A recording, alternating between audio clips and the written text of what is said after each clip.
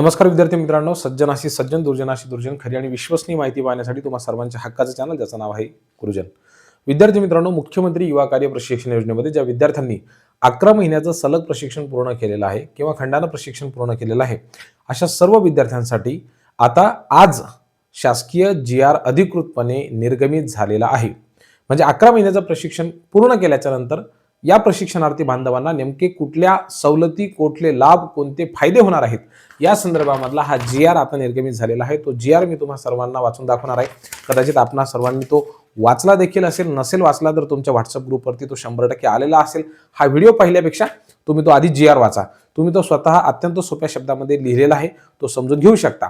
जर तुम्हाला तो नसेल घ्यायचा तर तुम्ही हा व्हिडिओ बघू शकता. हा जर व्हिडिओ पाहायचा असेल तर शेवटपर्यंत बघा, म्हणजे तुम्हाला नेमके कोणते बारकावे या GR मध्ये आहेत, तुम्हाला या योजनेचा, प्रशिक्षणाचा कशा पद्धतीने फायदा होऊ शकतो हे आता स्पष्ट झालेलं आहे. हाचा GR आता निघालेला आहे. बघा, पहिल्यांदा जे आपल्या सगळ्यांना सांगण्यात आलेलं आहे, मी थेट मुद्द्याला हात घालतो आणि याच्यामध्ये मुद्दा संदर्भ क्रमांक 6 दिलेला आहे. म्हणजे ITI ने 2025 मध्ये एक पत्र काढलेलं होतं. त्यामध्ये असं म्हणण्यात आलेलं आहे की ITI मध्ये राबवण्यात येणाऱ्या अल्पकालीन अभ्यासक्रमांसाठी उपलब्ध जागांमध्ये मुख्यमंत्री युवा कार्य प्रशिक्षण योजनेअंतर्गत प्रशिक्षण पूर्ण केलेल्या उमेदवारांसाठी 10% जागा मागणीनुसार राखीव ठेवण्यात याव्यात. म्हणजे ITI मध्ये काय असतात, वेगवेगळे शॉर्ट टर्म कोर्सेस असतात.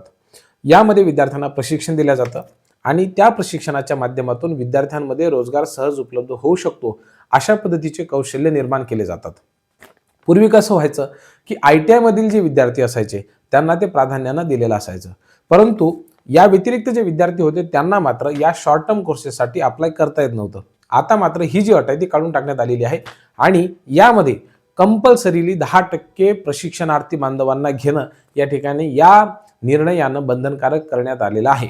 म्हणजे तुम्ही कुठल्याही ITI मध्ये जर गेला तर त्या ठिकाणी जे शॉर्ट टर्म ड्युरेशन कोर्सेस असतात, जे तुम्हाला अल्प कालावधीमध्ये उत्तम दर्जाचं प्रशिक्षण देऊन रोजगाराभिमुख करू शकतात, त्यामध्ये तुमच्यासाठी 10% जागा ह्या रिझर्व्ह ठेवण्यात आलेल्या आहेत. हा पहिला निर्णय आहे.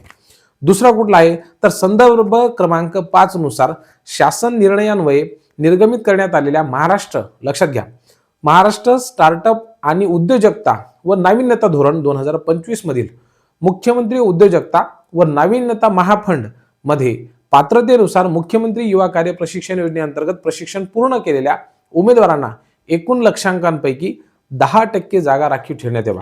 म्हणजे बघा, सोप्या शब्दांमध्ये सांगतो की महाराष्ट्रामध्ये इनोव्हेशन आणि इन्क्युबेशन ह्या दोन प्रकारच्या स्ट्रॅटेजीत नेहमी काम करत असतात. त्यासाठी विशेष एक महाफंड निर्माण करण्यात आलेला आहे, ज्याच्या माध्यमातून जे विद्यार्थी नवीन स्टार्टअप करू इच्छितात, नवीन उद्योग सुरू करू इच्छितात किंवा एखादा नाविन्यपूर्ण स्तुत्य उपक्रम जर त्यांच्याकडे असेल, ते जर समजा करू इच्छित असतील, तर जर समजा 100 विद्यार्थ्यांना ते फंड देत असतील तर त्या 100 विद्यार्थ्यांपैकी 10 विद्यार्थी हे प्रशिक्षणार्थी असावेत, अशा पद्धतीचा हा GR या ठिकाणी काढण्यात आलेला आहे. म्हणजे जर समजा त्यांनी 1000 विद्यार्थ्यांना टार्गेट जर त्यांचं ठरलेलं असेल तर त्यापैकी 100 विद्यार्थी हे कंपल्सरी प्रशिक्षणार्थीच असावेत असं त्यांनी सांगितलेलं आहे. ह्या पुढचा महत्त्वाचा मुद्दा म्हणजे युवा कार्य प्रशिक्षण योजनेअंतर्गत ज्या विद्यार्थ्यांचं प्रशिक्षण पूर्ण झालेलं आहे त्या विद्यार्थ्यांची यादी तयार करायला सांगितलेली आहे आणि त्यांना रोजगार उपलब्ध करून देण्याच्या दृष्टिकोनातून उद्योग विभागास नियमितपणे उपलब्ध करून द्यावी लागेल. म्हणजे काय, ही जी विद्यार्थ्यांनी प्रशिक्षण पूर्ण केलं त्यांची यादी तयार केली, रोजगार विभाग आहे तर रोजगार विभागाला ही जी यादी आहे ती सातत्याने प्रोव्हाइड करावी लागेल की ह्या विद्यार्थ्यांचं प्रशिक्षण पूर्ण झालेलं आहे, आता तुम्ही यांना रोजगार उपलब्ध करून द्या. फक्त काय सांगितलेली आहे, यादी द्यायला सांगितलेली आहे. परंतु पुढे त्यांनी अत्यंत महत्त्वाचा मुद्दा हा नमूद केलेला आहे, रोजगार अथवा स्वरोजगार योजना राबवणाऱ्या महामंडळांना देखील मुख्यमंत्री युवा कार्य प्रशिक्षण योजनेअंतर्गत प्रशिक्षण पूर्ण केलेल्या उमेदवारांची यादी उपलब्ध करून देण्यात यावी. म्हणजे अशा काही आस्थापना असतील की जे रोजगार देऊ इच्छितात किंवा स्वरोजगार योजनेच्या माध्यमातून जे काही विद्यार्थी याचा फायदा घेऊ इच्छितात, त्या सगळ्या विद्यार्थ्यांची यादी ही संबंधित आस्थापनाकडे किंवा उद्योगाकडे द्यायची आहे, अशा पद्धतीचे दिशानिर्देश या ठिकाणी देण्यात आलेले आहेत. पुढे बघा, मुख्यमंत्री युवा कार्य प्रशिक्षण योजनेअंतर्गत प्रशिक्षित झालेल्या विद्यार्थ्यांची माहिती अर्थातच डेटा हा महास्वयं पोर्टलवरती समाविष्ट करण्यात यावा आणि त्यामध्ये मॅच मेकिंग पोर्टल हे ॲप्लिकेशन उपलब्ध करून द्यावे. आता मॅच मेकिंग पोर्टल म्हणजे काय असतं, समजा एखाद्या विद्यार्थ्याचा ITI झालेला आहे आणि रोजगार देणाऱ्या ज्या कंपन्या आहेत त्यामध्ये जर कोणाला जर समजा ITI मधील उमेदवारांची आवश्यकता आहे, तर हे जे विद्यार्थी आहेत हे थेट त्या ठिकाणी अप्लाय करू शकतील. म्हणजे काय, ह्यांना पाहिजे ITIचा विद्यार्थी, ऑलरेडी ज्या विद्यार्थ्यांनी प्रशिक्षण पूर्ण केलेलं आहे त्यामध्ये या कंपनीला जो ट्रेड पाहिजे तोच ट्रेड ह्याही विद्यार्थ्याचा आहे. मग काय होईल, हा झाला मॅच. बरोबर आहे की नाही. म्हणजे यांना ज्या उमेदवाराची आवश्यकता आहे तेच क्वालिफिकेशन या विद्यार्थ्याकडे प्रशिक्षण पूर्ण केलेल्या, तर याला म्हटलं जातं मॅच मेकिंग पोर्टल. अशा पद्धतीने तयार करायला सांगितलेलं आहे. परंतु एक गोष्ट आपण लक्षात घेतली पाहिजे की उद्योजक आणि लाभार्थी यांच्यामध्ये थेट संपर्क आणि रोजगार उपलब्ध करण्याच्या संधी निर्माण होतील असं सांगितलेलं आहे. थेट रोजगार निर्माण होईलच असं नाही, फक्त ऑपॉर्च्युनिटीज क्रिएट होतील. ह्यासाठी विद्यार्थ्याला सातत्यानं महास्वयं पोर्टलवरती हे काम करावं लागणार आहे, त्यावरती लक्ष ठेवून असावं लागणार आहे. तसं जर नसलं तर मात्र त्या विद्यार्थ्यांना त्या गोष्टीचा फायदा होणार नाही. ही गोष्ट आपल्या सगळ्यांनी लक्षात घेतली पाहिजे. म्हणजे मॅच मेकिंग पोर्टल जर निर्माण झालं तर त्यामधून विद्यार्थ्यांना जॉबच्या ऑपॉर्च्युनिटीज तयार होऊ शकतात आणि हे बंधनकारक असतं कोणत्याही कंपनीला की त्या महास्वयं पोर्टलवरती तुम्ही काय करा, तुमचे जे काही रिक्वायरमेंट आहेत, नीड्स आहेत, गरजा आहेत, जे मनुष्यबळाची तुम्हाला आवश्यकता आहे ती सगळीच्या सगळी मनुष्यबळाची आवश्यकता त्यांनी या पोर्टलवरती अपलोड करायची असते. बट हे काम खरंच त्या पद्धतीने होईल का यावरती साशंकता ही साहजिकच व्यक्त केल्या जाते, कारण की सरकारी काम 6 महिने थांब अशा पद्धतीची एक भावना असते. परंतु हे पोर्टलवरती जर काम चांगल्या पद्धतीनं अतिशय व्यवस्थित पद्धतीनं झालं तर मला असं वाटतं की यामधनं खूप साऱ्या विद्यार्थ्यांना की ज्यांचं डिप्लोमा स्पेशली झालेलं आहे किंवा इतरही जे विशिष्ट प्रकारचे ग्रॅज्युएशन्स आहेत, त्याच्यामध्ये BSc ॲग्रिकल्चर असेल किंवा इतर मायक्रो इंडस्ट्रीजमधल्या ज्या काही डिग्रीज आहेत त्यामध्ये ज्या विद्यार्थ्यांचं प्रशिक्षण पूर्ण झालेलं असेल आणि ते रिक्वायर्ड क्वालिफिकेशन त्यांच्याकडे असेल तर निश्चितच ह्या सगळ्या विद्यार्थ्यांना ह्या मॅच मेकिंग पोर्टलचा निश्चितच फायदा होऊ शकतो. विभागामार्फत आयोजित करण्यात येणाऱ्या रोजगार मेळाव्यांमध्ये उपलब्ध मनुष्यबळाचा वापर करून मुख्यमंत्री युवा कार्य प्रशिक्षण योजनेअंतर्गत प्रशिक्षण पूर्ण केलेल्या उमेदवारांची नोंदणी आणि इतर अनुषंगिक सहाय्य पुरवण्याकरता विशेष कक्ष स्थापन करावा. म्हणजे बघा, तुम्हाला माहित असेल की महाराष्ट्र राज्यामध्ये वेळोवेळी रोजगार मेळावे होत असतात.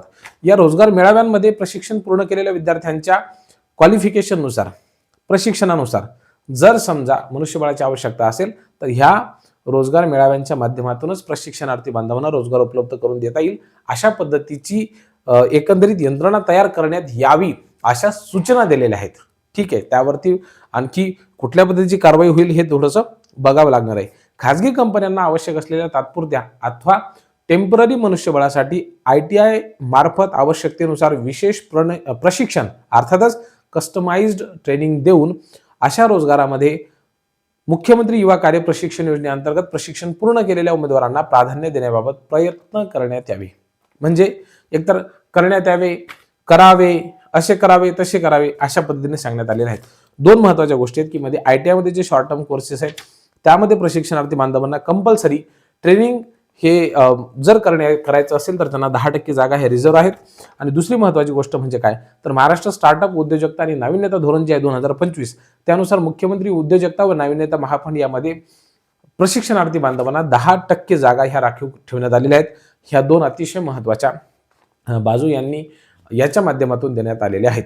आता ह्या व्यतिरिक्त आणखी काही विद्यार्थ्यांच्या मागण्या होत्या, उदाहरणार्थ रोजगार उपलब्ध करून द्यावा, त्याचबरोबर 10% अंशकालीनची मागणी काही विद्यार्थी करत होते. त्या दृष्टिकोनातून कोणत्याही प्रकारचा निर्णय हा घेण्यात आलेला नाहीये. आता महाराष्ट्र राज्याचं अर्थसंकल्पीय अधिवेशन सुरू होणार आहे, त्यामध्ये निश्चितच प्रशिक्षणार्थी बांधवांचा मुद्दा ऐरणीवर येणार होता. त्या अनुषंगाने किंवा त्या पार्श्वभूमीवर निश्चितच महाराष्ट्र राज्य शासनाच्या कौशल्य विभागाने ही दक्षता घेतलेली आहे की उद्या चालून जर समजा विधिमंडळाने मध्ये जर एखाद्या विरोधी पक्षाच्या आमदाराने किंवा सरकारमधीलच एखाद्या आमदाराने प्रशिक्षणार्थी बांधवाचा जर मुद्दा उपस्थित केला किंवा मोठं आंदोलन झालं तर मग उत्तर देण्यासाठी आपल्याला काहीतरी कॉन्क्रीट त्या ठिकाणी गोष्टी लागतील आणि म्हणून त्यांनी हा GR जो आहे तो आज पारित केलेला आहे. मला असं वाटतं निश्चितच ज्याच्यामधल्या काही मुद्दे जे आहेत तर ते विशिष्ट एज्युकेशन पूर्ण केलेल्या विद्यार्थ्यांसाठी निश्चितच अनुकूल आहेत. प्रश्न पुन्हा तोच येतो की शासकीय आस्थापनांमध्ये ज्या विद्यार्थ्यांनी प्रशिक्षण पूर्ण केलेलं आहे, विशेषतः शिक्षण विभाग असेल, आरोग्य विभाग असेल, त्या विद्यार्थ्यांसाठी नेमकं काय आहे. हे सगळेच विभाग आले. म्हणजे मी तुम्हाला नॉमिनल म्हणून हे 2 एज्युकेशन डिपार्टमेंट आणि हेल्थ डिपार्टमेंट सांगितलं. पोलीस स्टेशन मधल्या विद्यार्थ्यांनी काय करायचं, ज्यांनी पोलीस प्रशासनामध्ये काम केलेलं असेल किंवा इतर ठिकाणी की ज्या ठिकाणी थेट रोजगाराच्या संधी उपलब्ध होत नाहीत. उदाहरणार्थ एखाद्याने ग्रामपंचायतमध्ये ट्रेनिंग घेतलं असेल, तलाठी कार्यालयामध्ये घेतलं असेल, महिला बाल कल्याण विकास विभागामध्ये घेतलं असेल, ग्रंथालयामध्ये घेतलं असेल, तर अडचण आहे या सगळ्या विद्यार्थ्यांची की त्यांना रोजगार मेळाव्याच्या माध्यमातून कशा पद्धतीने रोजगार देता येईल. कारण की एखादी लायब्ररी तर रोजगार मेळाव्यामध्ये येते का? नाही येत. पोलीस स्टेशन रोजगार मेळाव्यामध्ये येते का? नाही येत. एखादी ग्रामपंचायत रोजगार मेळाव्यामध्ये येते का? नाही येत. शाळा रोजगार मेळाव्यामध्ये येते का? नाही येत. कोणती शाळा येते? खाजगी शाळा निश्चित येते.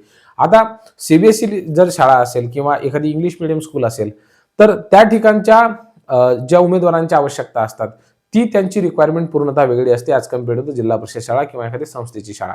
मग अशा परिस्थितीमध्ये हे जे कम्पॅटेबल मनुष्यबळ असतं तर ते मिळेल का या दृष्टिकोनातून मला तसं फार कमी वाटतं, कारण की खाजगी क्षेत्रामध्ये मी सुद्धा काम केलेलं आहे. परंतु तरी सुद्धा सरकारने एक चांगला त्या ठिकाणी निर्णय घेतलेला आहे. फक्त या निर्णयाची अंमलबजावणी जर चांगल्या पद्धतीने झाली तर प्रशिक्षण योजनेमार्फत ज्या विद्यार्थ्यांनी प्रशिक्षण पूर्ण केलेलं आहे त्यापैकी थोड्याफार का विद्यार्थ्यांना होईना, तसं तर 100% विद्यार्थ्यांना फायदा झाला पाहिजे अशी आपली अपेक्षा आहे. परंतु ह्यामधून तेवढं साध्य होईल असं वाटत नाही. परंतु तरी सुद्धा शासनाने हा जो निर्णय घेतला असेल तो निश्चितच विचार करून घेतलेला असेल. त्या ठिकाणी IAS अधिकाऱ्यांची कमिटी बसलेली असते. एक अधिवेशनाच्या पूर्वी सकारात्मक निर्णय प्रशिक्षणार्थी बांधवांच्या दृष्टिकोनातून घेतला गेलेला आहे. आता याचं ऍक्च्युअल इम्प्लिमेंटेशन कशा पद्धतीने होते आणि विद्यार्थ्यांना त्याचा फायदा कशा पद्धतीने होईल हे बघावं लागणार आहे. याबद्दल तुमचं नेमकं काय मत आहे? तुमचे अभिप्राय काय आहेत? तुमच्या मत किंवा प्रतिक्रिया काय आहेत हे आम्हाला कमेंट करून नक्की कळवा. खूप खूप धन्यवाद.